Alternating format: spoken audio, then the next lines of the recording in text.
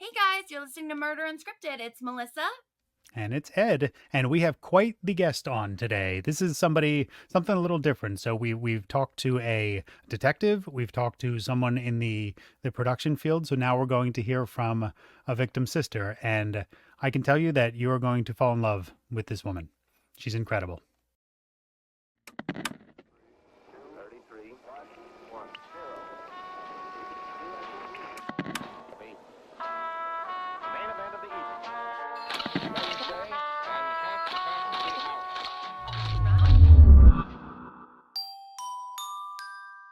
It's Tuesday, and you're listening to Murder Unscripted.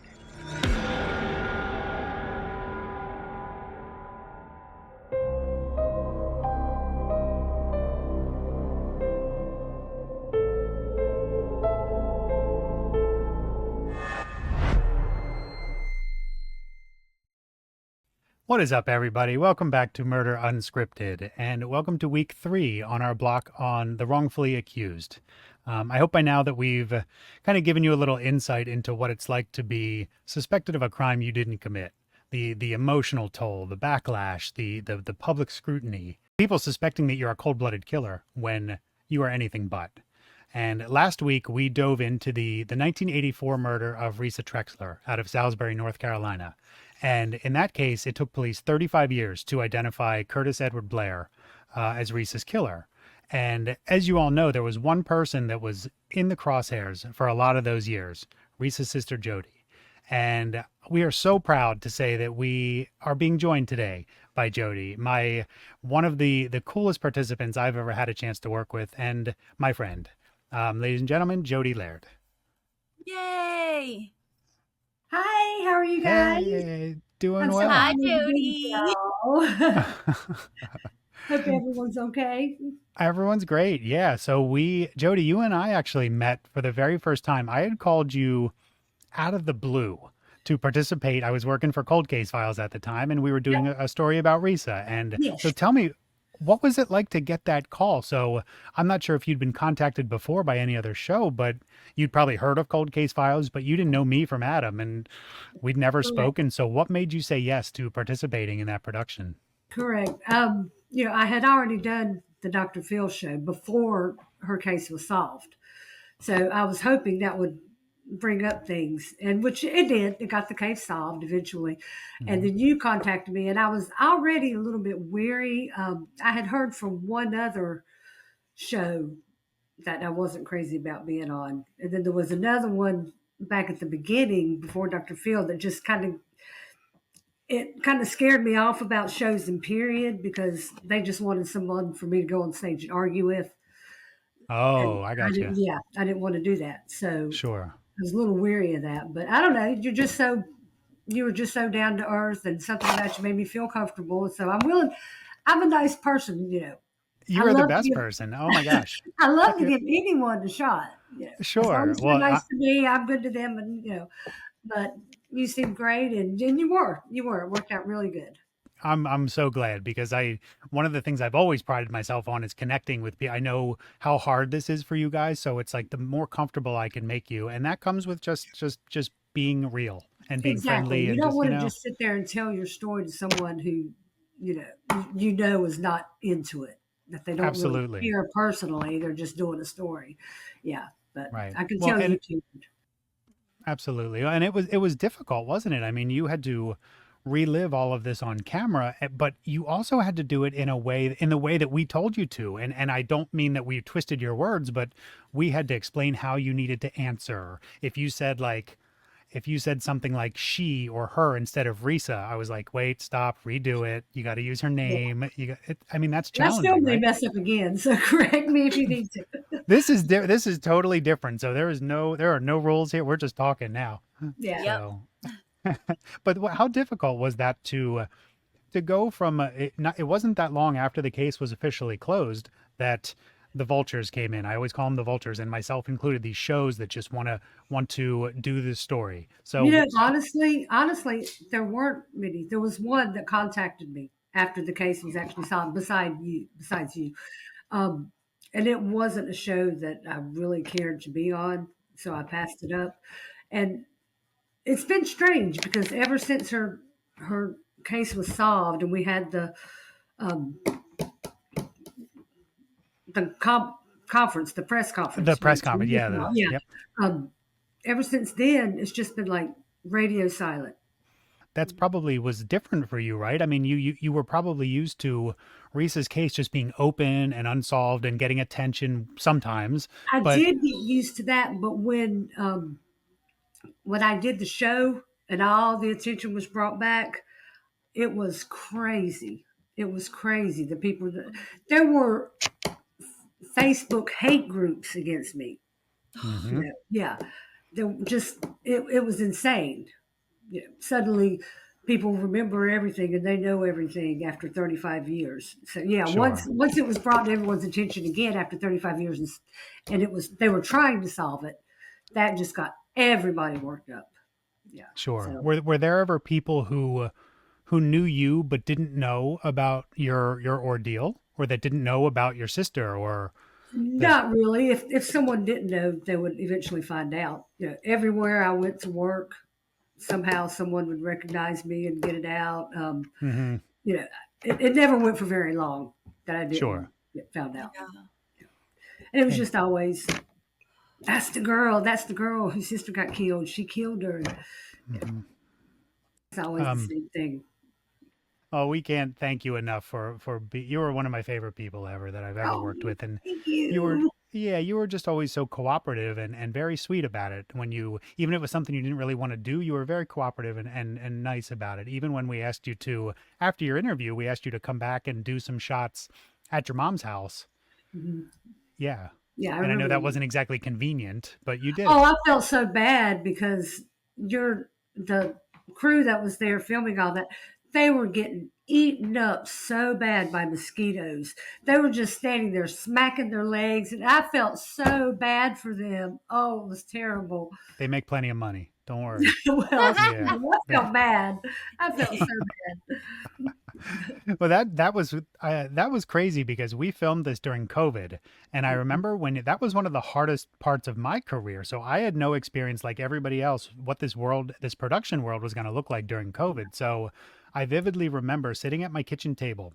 The sound guy had zoomed me in, so I was directing you through that scene over my cell phone. And it was just the most bizarre, disconnected, like we still made it work, but it felt so Yeah. weird to be doing that from my kitchen table and not there with you. I decided to walk over, and I walked about halfway, about right past this crepe myrtle tree, and then I realized both the cars were gone. Their front door was closed, so I turned around and walked back home. It was strange, but it's what it is. Sure, sure. Thank God the worst of it's over. And Yep. And it was other. Were you happy with the show?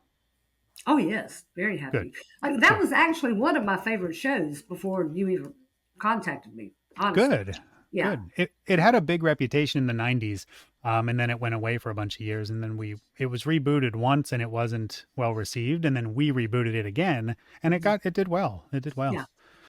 So, Jodie, if we could, we're going to walk through just a couple kind of key moments. Like this will not be like you're interviewing for a crime show. We're not going to sit there for 3.5 hours and go beat by beat by beat. It's like that's not what this is. So Well, we want to take you, but if you could paint me a picture. So take me back to Salisbury, North Carolina, 1984, and I want you to start by telling me a little bit about what your little town looked like back then. I remember you saying that it was pretty economically and racially divided, right? yeah, yes, it was. It's not a very big town, but it's not Mayberry either. Um, but it was. It's gotten a lot better, but it was still pretty divided then. However, we really didn't have any problems. Yeah, it was just, and unfortunately, there was the divide, but there were no real issues. Um, I mean, me and my sister, we would get on our bikes and just ride all over town. We didn't worry. Our parents didn't worry. We went to the YMCA all summer swimming, and just went everywhere on our bikes, and we didn't have to worry about anything. I wouldn't dare let my daughter on a bicycle now, or when she was small, that is. Do you find yourself parenting differently because of what happened? Yeah, I didn't want to let my kids out of my sight. If they were out of my sight, they were with family, someone that I trusted. Mhm.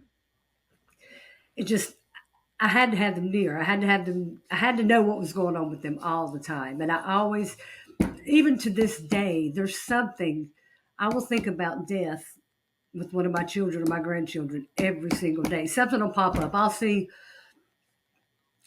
something, some kind of machinery, and all of a sudden I'm thinking about how that could kill one of my son if he got too close to it and did this or that, and I have to kind of snap myself out of it. It's just the weirdest things will make something pop up, and I still do that every single day. So Man. it it makes me just I'm always so careful about everything the kids do. Even in the house, I'm just careful. I'm always fussing at my daughter and my sons. Keep that away from the baby. Don't do this. Yeah. Well, and Yeah, I feel like times have changed so much that people are naturally more protective, but in your yeah, shoes, having gone through what you did, that has to add an extra layer of just it does. protectiveness. It Right. does. It does. I try to keep all those thoughts down, but it's every day, at least one time at some point during the day. It might not be 30 seconds that I think about it, but it'll pop in my head. Something will pop in my head, and I just shake it off and move on. But I think that's good because I think it helps. It gives you peace of mind knowing that you're being the best protector you can be. Yeah, Mhm. yeah. Yeah.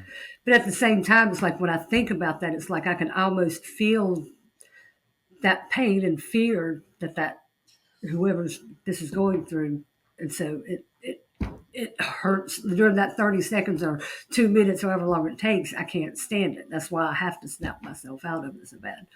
It's Sure. strange. I don't really know how to describe it. It's like it was happening to me or something. I don't know.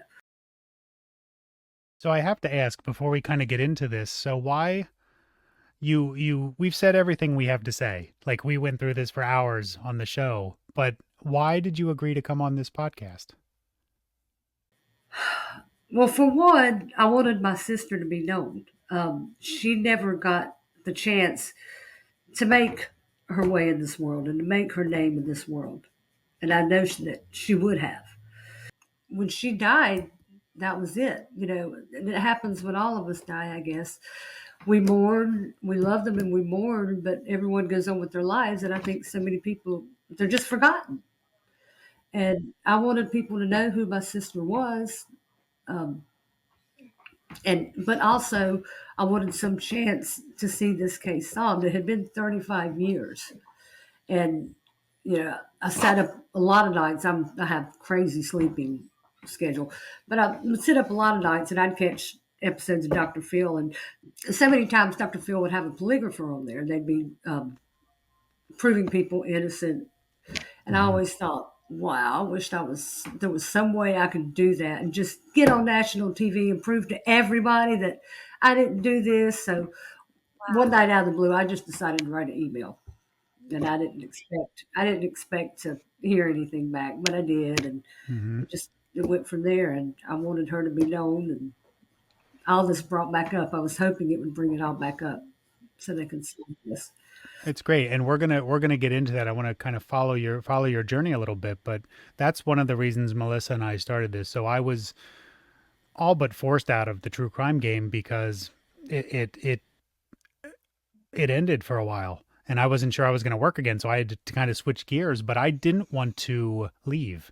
This is what I love doing, and I love connecting with you guys, and I love telling these stories because I don't want anyone to be forgotten. And Melissa is such an advocate for justice and for people too. And we just want to keep these things alive and keep it going, whether we're getting paid to or not, you know? And the unfortunate part is it's never going to go away. Hopefully, hopefully in this world we can somehow reduce it and get it to a minimum, but unfortunately, it's never going to go away. It's a There's, fact. there's always going to be more and more. Tell me a little bit about Risa. You guys had a very close relationship, Yeah. Well, and how much older was she than you, and what were some of her best qualities? she was 2 years and 2 months older than me. Um, she was beautiful. She was She is beautiful. gorgeous. Thank you. Thank Oh my you. goodness. I always remember how beautiful her hands were. I can never forget her hands. Just, petite and no wrinkles like mine and big knuckles. Yeah, they were just so pretty. But I was more the ADD loud kid. No one could ever get me to shut up or I work with one of those. yeah. She's, which way do you point? It's this way. Yeah. Yeah, I am too. that's me. Um, but she was more chill and relaxed. But she was still spunky. Um, and she knew how to have a lot of fun. She was great. She was great. And what tickles me is all these people used to talk about being so scared at me that I had hurt my sister. My sister would have kicked my ass. She,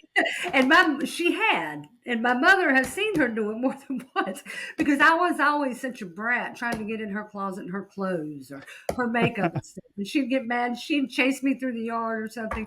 Yeah, there was no way I could get over on my sister.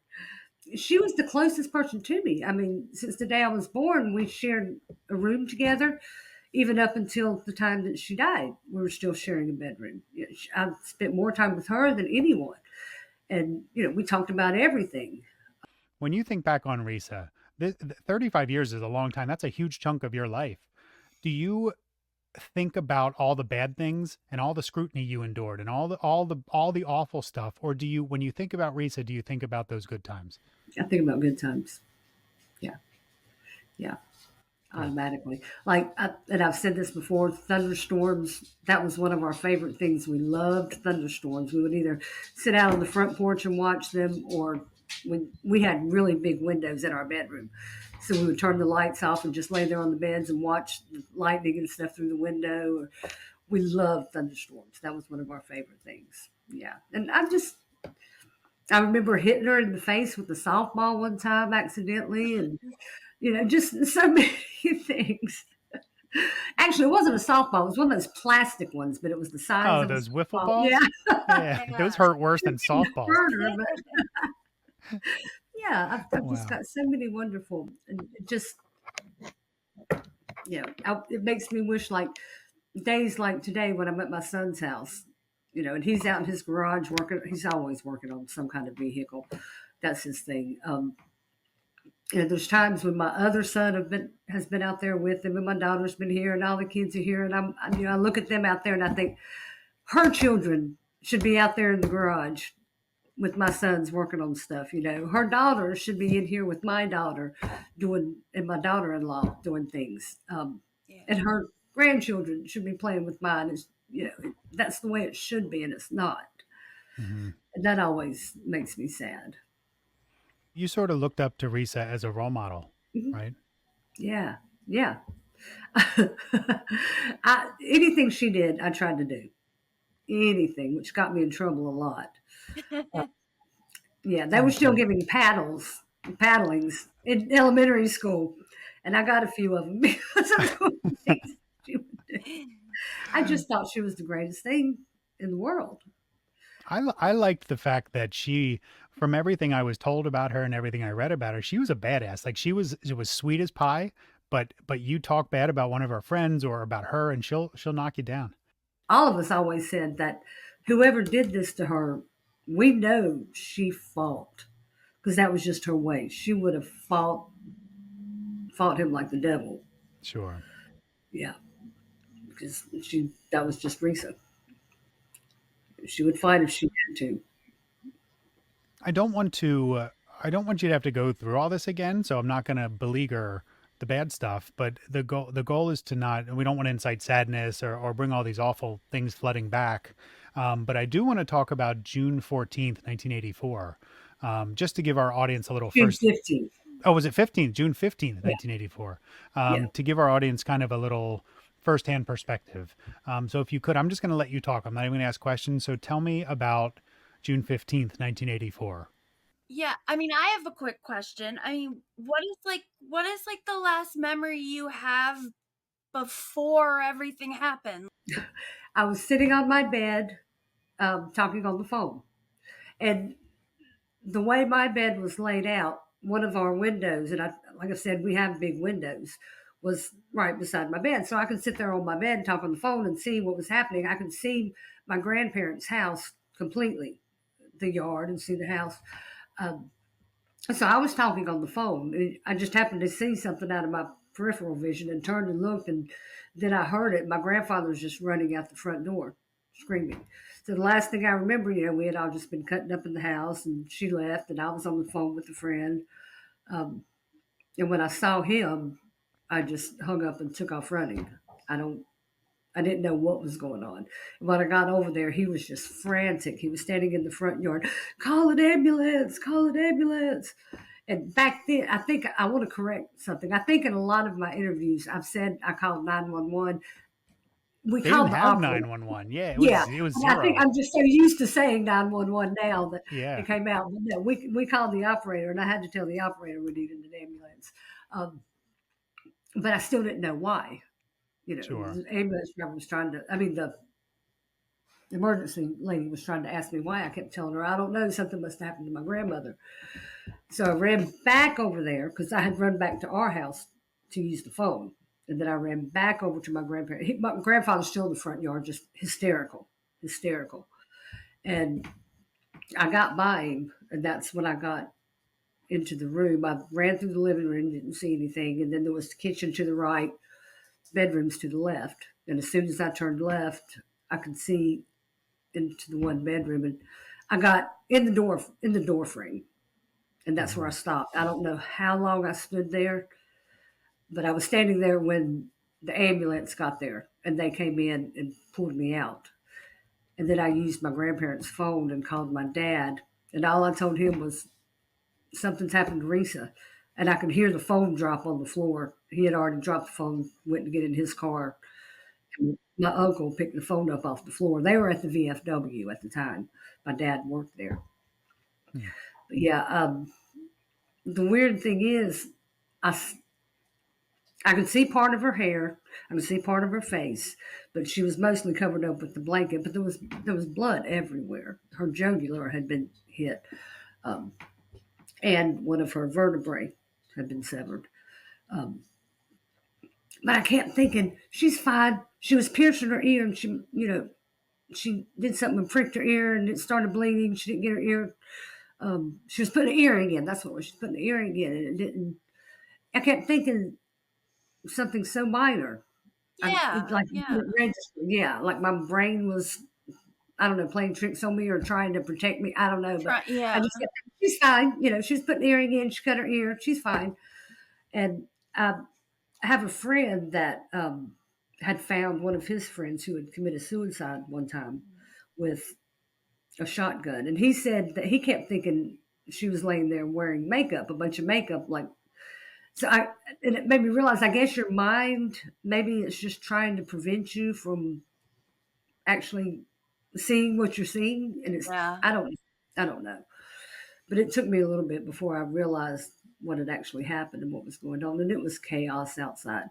All the neighbors, everyone was running around. Family had pulled up; they were all running around. I think I was just roaming around by myself to everybody for a while. I think everybody forgot about me for a little while, and I understand that. I'm not mad at them for it. It was, what, I don't know what I could have expected them to do any different. It was just chaos. That was an interesting point that Melissa brought up. Like, so that the last time you remembered normal, a life before Risa was gone, was when you were just laying on your bed, kind of enjoying the day, right? Yeah, yeah, yeah. We had hung out that day. Paul had been there, and Jim had been there. Her two, best buddies at school. Um, they had been there all day watching MTV, and we ate sandwiches. And I was probably getting on their nerves because I was the You young were the sister. annoying little sister, yeah. Yeah, yeah. And they left, and we didn't think anything of it. She went. If she went to our grandparents' house, she didn't tell anybody. If I went, I didn't tell anybody. We were always back and forth over there constantly. Same with my mother. It was like another room to our house, basically. We were so close, and most of the time we would eat at my grandmother's. So if somebody wasn't in the house, we knew they were next door at my grandparents. Hmm. So she had got over there. I thought nothing about it. I was on the phone. And at one point, I did get up to walk over there, and I got about halfway. And that's when I saw my grandfather's truck was gone and my grandmother's car was gone. And the front door, the big door, the steel door was shut. And now they had central air. So anytime they were home, the big door would be open, the storm door would be shut, but the big door would be open and the windows would be closed. But when I saw that big door shut, I knew that no one was home or my grandmother wasn't sleeping from her swing shift. So I turned around and went back. And I think that's what kills me the most. I could have gotten to the door if they would have heard me opening the door or something. They would have run out the back door. Or, I wonder if my sister saw me headed that way through the window and was screaming for me or something, And then I turned around and went back, what she must have been feeling. I just, that sticks with me every day. Oh, bad. Yeah. Melissa had brought up a good point to me. We were just talking about, did they have phone records back then? Because couldn't they have proved you were on the phone when this all happened?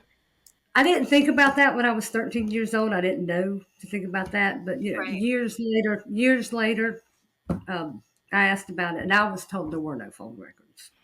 I don't know if that's true. My family they never ever really told me everything. At the time I was 13, they thought I was too young to know, and as I got older, it had just died down, and I don't think a lot of my family remembered a lot of what they had and what they didn't have. So, and every time I went to try to talk to a detective about it, oh, I can assure you we're working on this, and they kind of rushed me out, and which is why for so long I didn't go to the police department. But yeah, I was told that there never were any, but I don't know that that's true. Yeah, that'd be interesting to know. And like you said, you didn't think about it, but they should have thought about that. That's not Yeah. on you. That's on, that's I mean, I was 13. There were so many things that I didn't know to think about or ask about until I got older. absolutely. Well, I'm not going to mince words. So our entire block is about innocent people who were suspected of committing murders, and you police thought you did it. Is that's Mhm. fair, right? How absolutely asinine was that line of thinking, in your opinion? Oh God. Um, I don't even know where to start. It was within a couple days, that they had me coming up to the police station at nights after my mom would get home from work, and just interrogations. They made me give them fingernail samples, saliva samples, hair samples, pubic hair samples, and that's having to stand in a room and have a female cut pubic hair Oh, off of you. And I didn't understand what all that was for, and they would just ask me the same things over and over again, and then they might wait a few weeks and then call me back again and ask me the same questions, like maybe I would say something different. You hit the nail on the head. That's the point. That's why they do that, is to because if Mhm. one time your story differs, all of a sudden you're guilty. Right. But it wasn't so much that they just thought I did it. They ran around town and told everybody. They told everybody. I'm so floored. Like, I just don't understand what they were thinking. You were 13. You were a 13-year-old girl. You were like, you didn't have blood on you. You did, like, this is just the most ridiculous. Well, at one point they wanted to say that, when they realized there was sex involved, they couldn't prove that it was rape or sexual assault, but they did find semen. So at one point they were trying to say that I was in on it with the man and I let him in and was part of all that. Yeah. Go figure. Yeah. But yeah, my mom started taking criminal justice classes. And in one of her classes, the teacher or professor had brought up my sister, not realizing who my mother was. And there was a policeman in the class that was taking the class, and he was like, "We all know the sister did it. It wasn't no surprise." My Oh mom, my God. my mom just got up and walked out of the class and never came back. Yeah, it was just, and I can't. It's not like one or two people ever told me that the detectives told them that. I'm talking hundreds of people over the years. I know that many people are not coming up lying to me that the detectives were telling them this. And they would go up. The person that claimed to be my sister's best friend, who caused so much trouble, she was pretty much the ringleader once this came back up. Her mother worked for the Salisbury Post newspaper, and I know the detectives were up there a lot and hanging out, and would tell everybody up there everything. And so the newspaper would, put out articles. It was just crazy. It was crazy. Well, and I think the $1 million question is why, and I know the answer, but I want to hear you say it. So why on earth didn't police polygraph you back then, especially, but then in the years that followed? That's a good question because I kept telling my mom and my dad, let me take a polygraph. They kept asking me if I would do it. And I'm like, yes, yes. And then I would keep asking them, when am I going to do it? When am I going to do it? Also, they were talking about having me hypnotized to see if there might be something that I saw that I don't remember seeing or something. And they kept talking about me doing that. I kept telling them, yes, yes, yes. But for whatever reason, it never happened. Never happened. I really didn't have a lawyer until I was 18 years old. That's when they tried to bring my boyfriend at the time into it and told him I was very clever not to let me fool him. Oh, Yeah, you had talked God. about the fact that like you were under so this wasn't just something that affected you for a short time for a Right. couple weeks. This lasted years and decades in Yeah. fact. And Yes. you had talked to me about the fact that every time it's just one example, but every time you'd get a boyfriend, they would like question that person, trying to get dirt on you, Yeah. right? Yeah. I haven't, you know what? I haven't been on a date in 10 years, which I haven't tried to because, you know, like I remember one time I had gone out with a guy about 3 times, we weren't serious yet. But he had a son. And I asked him if I was going to meet his son one day. He told me I was never going to be around his son. Yeah. Why? So What? that was the end of that. Yeah. Because of this? Yeah. I've had neighbors that have called me. I had this one old lady that lived beside us and just screamed "murderer" at me and turned around and ran in her house. Just crap like that. Jodie, I don't know how you do it. I'm so angry for you. I'm so in awe of you for not being this horribly bitter human. Like, you're amazing. Because I'm so angry for you. I don't like being negative. And I'll admit I don't like admitting this to anybody, but I'm gonna go ahead and say it. I've been suffering with depression for quite a while now, and here lately it's been really bad. But I can't stand it. I don't like being negative. I just, Mhm. and what's the thing? Sticks and stones can break my bones, but words can never harm me. I just try to consider the source and just go on. What am I going to do about it? They can say whatever they want. What can I do? But anyone that ever spends 5 minutes with you will know you're not like a bitter, negative, angry person. Like it's like people don't take the time to get to know you. That's what I mean. You're so amazing for not being. I could completely understand if you were, like Yeah, that's why I'm. growing up, everybody's kind of kept me at arm's length. They'll come up and talk to me and be nice. How you doing? Blah, blah, blah. But they don't invite me to a 4th of July picnic. They don't call me to go eat on Friday nights or, yeah, they just want to pretend to be lovey-dovey when they see me, when they run into me accidentally. But yeah, everyone just kind of keeps me at a distance or has Well, not, but I have made some wonderful friends in the last few years from doing this. Um, But some people all over the world have just been amazing. So good. Well, yeah, Melissa and I will take a road trip to Salisbury and take you out for dinner. How about that? yes. Can we please get Eastern North Carolina barbecue? Because that's my Oh, favorite. Like the vinegar, like let me tell you, my uncle had the oldest barbecue restaurant in Salisbury. He finally just sold it um, about a year and a half ago. what was it called? He whoa. had been in business over 40 years. What was it Wow. called? And Was he it was actually put in USA Magazine. They had a contest of Eastern barbecue, and he came in ninth place in the USA Today. Oh That's Yeah, man. awesome. yeah, yeah, What was the yeah. name of his restaurant? Richard's Barbecue. Oh man. I would Oh, Yeah. love to. I Oh, love I wish Eastern so North much I could Carolina. take her there. Oh, Oh, it's in my blood. I've worked there so much off and on through my life and the whole family in and out. Yeah. Barbecue's in my blood. oh man, yes, we are road tripping.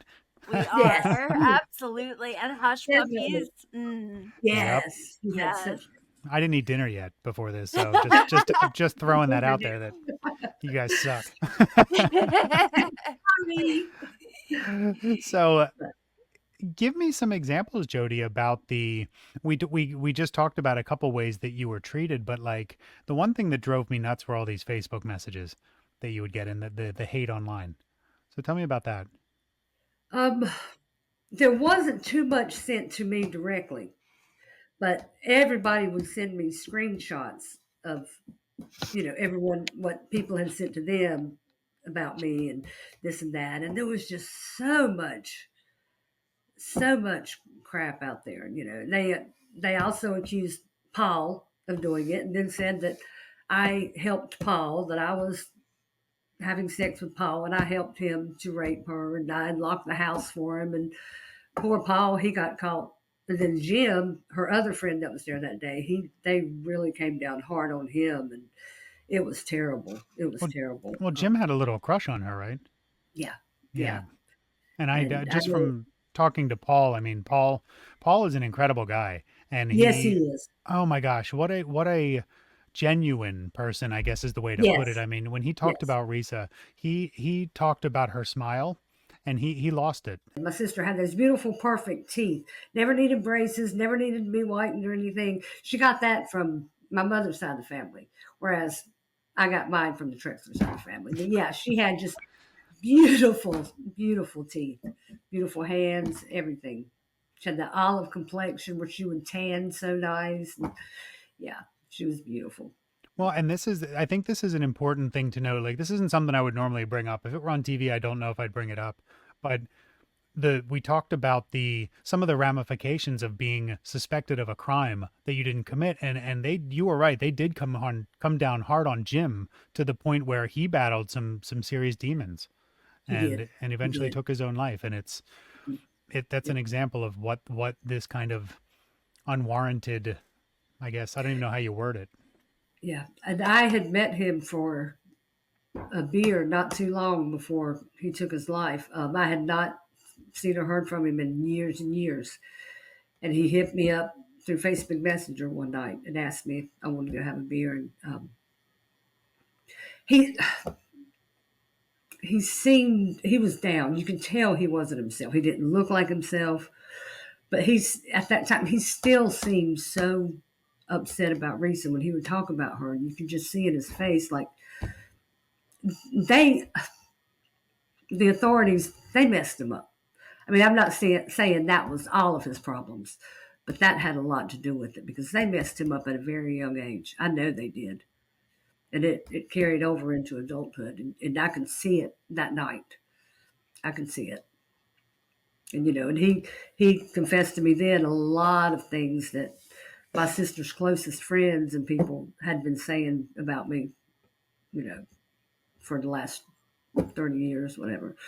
But yeah, And not he, only were people talking, but there were moments that your own family had questions. It's I wouldn't say, at least, and to correct me if I'm wrong, but it didn't seem like they really believed it. But at some point, all the rumors and all the gossip and all the attention that you were getting had to be in the back of their minds. Is that fair? oh yeah. Well, there were some family members that they didn't really make it a secret that they felt that way. They didn't come out and announce it, but they would tell other people. And just kind of after, you know, 10, 15 years or so, they just kind of gradually got separated from my life. And um, yeah, it was, yeah. And my mom, she, they had her pretty convinced for a while. My mom's easily um, convinced with things. And they had just come down on her so hard for so long. And I don't know if she ever actually 100% believed that I did it, but I think she was up there. They just had her so brainwashed. And she was constantly asking me, Jodie, don't you want to talk to me about something? Jodie, don't you have something you want to tell me? It's okay. You can tell me this. It was like every day she was bugging me. And I didn't like talking about it. I didn't like talking about that subject at all back then. And she would get so mad at me because I wouldn't talk about it. And people wanted me to go see a psychiatrist or just get some therapy, but she never sent me. I've asked her, over the years, why didn't you send me? I've never had any therapy, I need some. And she said, well, I didn't think you would talk to him. I thought, well, that wasn't my decision to make. You're the parent. I was 13. You need to let the psychologist figure out how to make me talk or how to deal with me, or, but Right. I don't know. We've gotten through a lot. We still have a touchy relationship, but it's hard to describe. But I do live with her and I do take care of her. Good. So Well, I love your mom. yeah, She was so she's sweet a when good she, person. yes, Yeah. she is, and she graciously agreed to participate. And I know when we talked to her, um, I don't even know how to put it. Like you were worried that she wouldn't be able to put into words the way she feels about this, and that her memory wasn't the best. But once we sat her down and started talking, I mean, she remembered things like they were yesterday, and she was such a sweetheart. She is a sweet person. She has a heart, and yeah. Jodie, you have a heart. Thank you. Thank you. That is a fact. I mean, I feel like all those years you, instead of having the chance to grieve, like let's say you were never a suspect in this whole case, you would have had 35 years to grieve and try to find your new normal and try to find answers in this case. But Oh, I did. instead, I went through a lot. I went through a lot with drinking and drugs and just rebelling, and yeah, I did a lot of things when I was younger.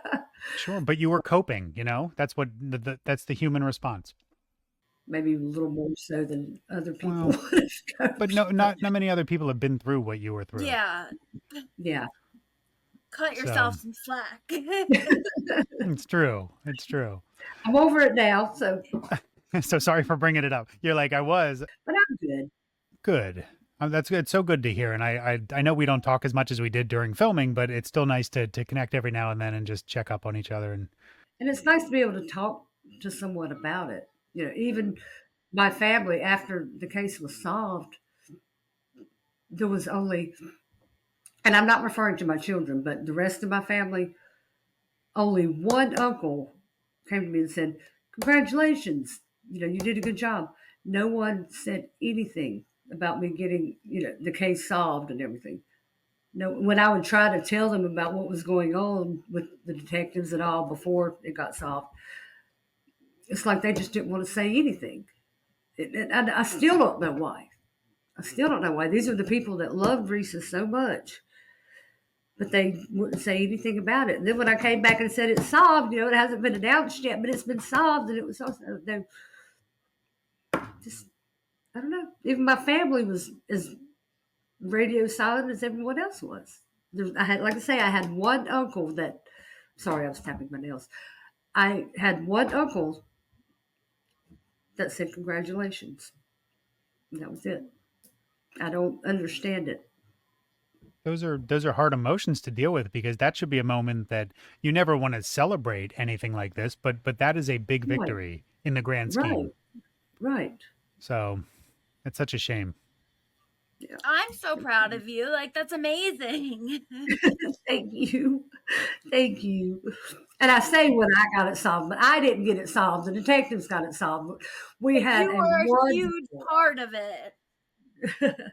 the Detective Schulenberger, Sergeant Schulenberger. I think he's been promoted since, but he was wonderful. He was wonderful.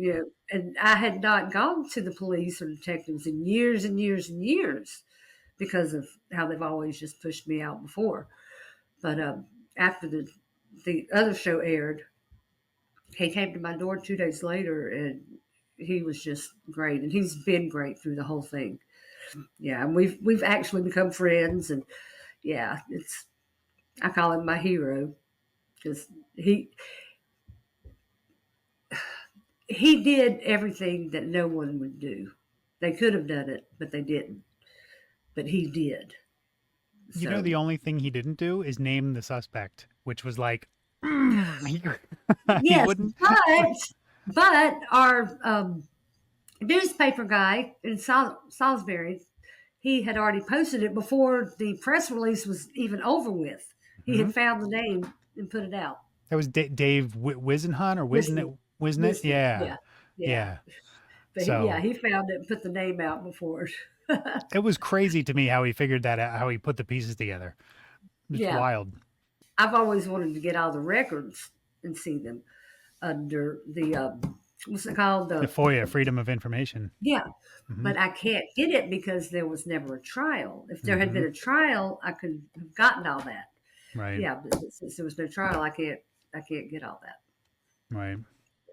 Well, the one thing that you touched on it in the beginning, and this was kind of a big moment in the case that Melissa, you actually just watched the Dr. Phil episode today, right? You wanted to we talked about Dr. Mhm. Phil and how you got your vindication a little bit there, but Yes. we never actually watched the episode. So Melissa just watched it today. How did you feel when he sat there and gave the results? Did you feel like Honestly, I was scared to death. I mean, I knew I didn't do it, but I was thinking, what if I was too nervous? What if I was shaking and messed it up? What if he says I failed it? That's I knew I couldn't have failed it, but there's still that fear. What am I going to do because I failed in front of all these people? Yeah. oh my um, god. I mean, did you get like the vindication you were looking for, yes. especially in front of Yes. that lady? Yes. Yes. Tears came to my eyes as soon as he read it. Yeah. It. Um, I don't even know how to describe it. It was just like, yeah, take that. Yes. Oh my god. I'm so inspired by you. You have every right to hate everyone. You have every right to be bitter, and you're not, and you're so positive. And for you to say, for that police officer who's you to say, like, you're friends with him now, like, you have every right to not be friends with a police officer ever again. But, like, I am just so in awe of you for being just He's not hating wonderful. He has a everyone. beautiful wife and twin girls. They're wonderful. You're wonderful. Like, you have every right not to be okay with this guy, but you're not holding like a grudge against him for, what Well, he didn't do what everyone else did. I know. He did what everyone else should have done. Well, when they came to you and said that they had the guy, they didn't tell you his name then either, did they? He told me. Oh, okay. Yeah, but he told me we couldn't release it then. Sure. So yeah, I knew for a while. What did you make of the fact that it was somebody? It was a random attack by a complete stranger. Is that what you kind of suspected all along? It had come to mind, but that really wasn't my biggest thought. I mean, no one really expected this. This was someone that no one knew of, no one had heard of. He worked at a Frito-Lay factory a block catty-cornered from us. And then go back across our block and down about 6 blocks, there was some apartments, and he lived down there. So apparently, he was familiar with the neighborhood. He walked back and forth to work. He probably went down our street or the next street over to cut across to get to his work. So he was familiar with it. I don't recall ever seeing him. I saw the picture. I don't remember him, but I didn't see the picture until a few years ago. So of course I didn't recognize him. Sure. But yeah, it wasn't any of us expected. But from what we hear, he was not a good person. He had spent 11 years in prison for stabbing his wife and two-year-old daughter and critically hurting them. 11 years. Jesus. Yeah, his 2-year-old daughter. I found a newspaper article because for the longest time we couldn't find anything on this guy. Yeah, And I remember it's digging just up a new. newspaper article from the 60s. So I actually have, I'll send it to you if you want the article about, I don't know, you may have seen it already. Oh, the newspaper article where he went to prison. Yeah, where he stabbed Yeah. his daughter and his Yeah, wife. yeah, I have that, but Okay, that's about okay. it. That's all I was ever able to find on Same. him. Same. Yeah. Even Wow. now, if I look now, I still can't find a picture of him. Mm-mm. I No, we think a couple times I found a picture of his son. can I tell you that we found a was it in the show, Melissa? I don't remember. Was there a picture of the guy? I don't think so. I don't think no. Because we found a yearbook photo. And it was we couldn't get the rights to use it. But if Oh, I ever find it again, that's the only picture. It was some random yearbook photo from his high school. oh, really? Yeah, if I ever come Well, across I it, I'll think send I it to did you. see that one. I think I did see that one. But the picture that Schulenberger showed me was he was like an adult. Hmm. Yeah, it wasn't high school. It was Did you ever meet anyone from his family? Like, did you? no, but I had told Schulenberger because we knew a couple of days ahead of time that we were at the press conference. We were not going to release his name. But I Mhm. told Schulenberger that I felt really bad because I didn't want his family to just all of a sudden find this out on TV. You know, You that would be felt bad, Jodie. well, I mean, they Oh didn't my do it, God, I know, but oh my God, you're the nicest person that ever lived. and I told him I was concerned for them, and later afterwards I told him that he could give them my number and I would love to talk to them if they wanted to, but I never heard from them. One of the biggest moments in the case for me was when that press conference, because you had mentioned that on Dr. Phil you got a level of vindication because now on national TV, thank God they came back that you weren't lying. But this press conference was kind of twofold because one, Schollenberger announced that the case was closed, but the other big part of it was that they did publicly kind of clear you, and that had to be talk to me about that He moment. said Jodie Laird has been vindicated. So it felt so good just to hear that. I'll Just bet. that short sentence. Yeah. Just I'll bet. but there's still people that don't believe it. You know. There's still people that say I helped Edward Blair do it. Yeah. I was involved and yeah. Well, those people are stupid. Yeah, So. me little underdeveloped 13-year-old bird legs and yeah.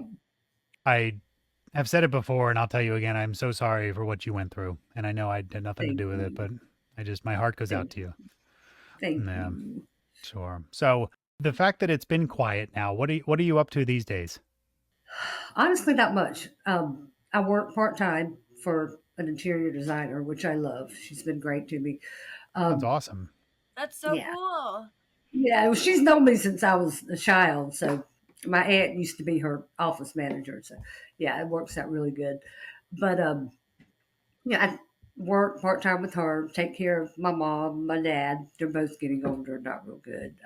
Just and other than that, trying to spend time with my kids and grandchildren. I don't like I said before. I've depression has been kind of bad, so I've kind of alienated my friends in the last while. And it's not that I wanted to, and I didn't realize I was doing it, but I have. I just, you know, I'm doing what I have to do, and then I'm just, I don't know, and I need to get out of that.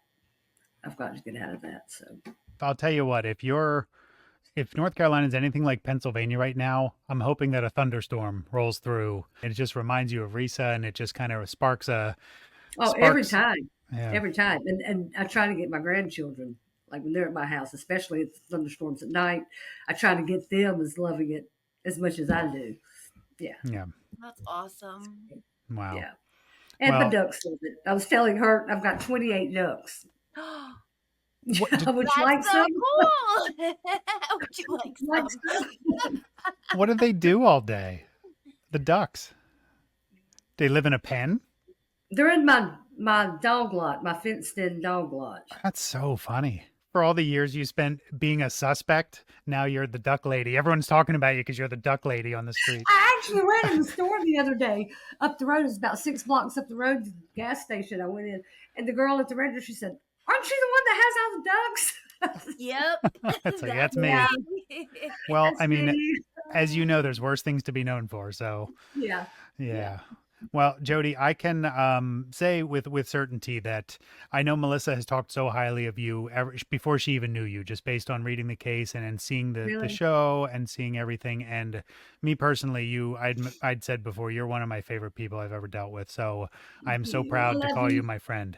Yeah, Thank you. I I'm love you too. So same with you. I'm so it, proud and so honored. I really good. am. And I'm Well, thank you. so glad I got to meet you. It's the best. Well, thank you so much for joining us. Jodie, Seriously. thank you. You really are inspiring. I mean, you've been through so much and you're so nice. You have such a big heart. Like, Thank you. I'm just so like I'm speechless. I'm just so inspired by you. Oh, you're great. You're great. I think you've changed Melissa. You've done Melissa's pretty dead inside, so that's Well, give her my number. You're welcome to text me or call me anytime. I will be honored. Thank you. Thank Jodie, thank you. you so much. Seriously. All right. Y'all have a We'll good night. we'll talk soon. Okay. Hope so. So there's Jodie Laird.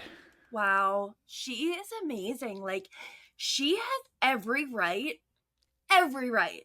to be like angry and bitter and hate everyone and like go to every hater's house and be like, F you. And she Hmm. doesn't. And I am just I'm in awe.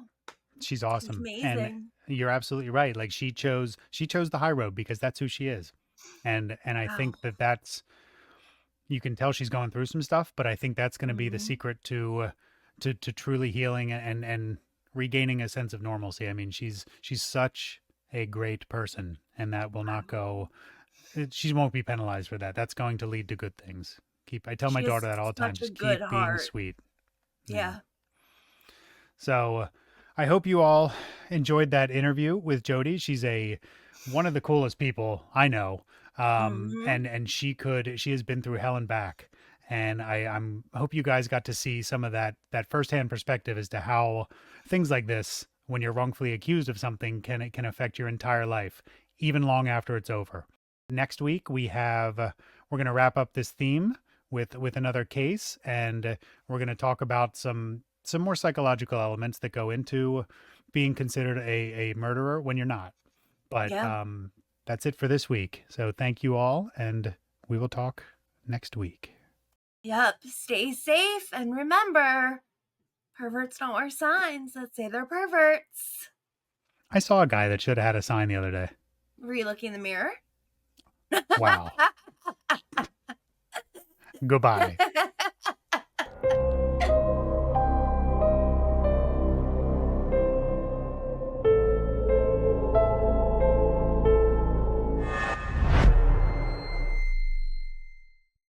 Thanks for listening to another episode of Murder Unscripted. If you like us, and we hope that you do, don't forget to like and subscribe on your favorite podcasting platform. Check us out on Facebook, TikTok, Insta at Murder Unscripted.